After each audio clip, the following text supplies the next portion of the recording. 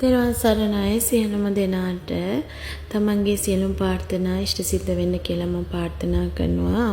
උතුම් වූ දුර්ගා මෑණියන්ගේ පීඨ ආශිර්වාදය ලැබිලා.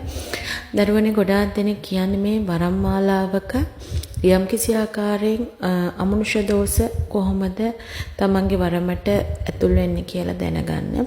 ඉතින් ගොඩාක් දෙනෙකුට බුදුන් අඳින්න බෑ, ඈනුම් යනවා, හරිම කම්මැලි.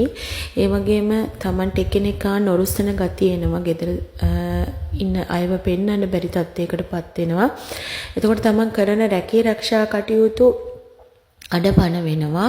එතකොට තමන්ගේ තමන්ට පිරිසිදු ඉන්න එතකොට ගෙවල් දොරවල් පිරිසිදු කරගන්න ඒ වගේ දේවල් තමන්ට කරගන්න බැරිව තමන් අඩපණ වෙලා පැත්තකට වෙලා ඉන්නවා, නිදා ගන්නමයි හිතෙන්නේ. එතකොට ඒ වගේම තව දෙයක් තමයි තමන් පහන් ආලෝක මාලාව පත්තු කරගෙන යනවනම් පහන් ආලෝක මාලාව තියෙන තැනට යන්න හිතෙන්නේ නැහැ. මොකද පහන් ආලෝක මාලාව කැප කරන්න බෑ. තමන්ට දැනෙනවා ඒ උමනාවක් නැහැ කියලා.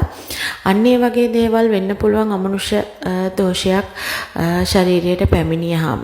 ඉතින් નિરાයාසයෙන් මේ අමනුෂ්‍ය දෝෂයේ ශරීරයට පැමිණියාම තමන් තව තවත් පහන් ආලෝක මාලා තියන්න යන්න එපා. එතකොට අමනුෂ්‍ය බලවේගය තමයි තව තවත් බල වෙන්නේ.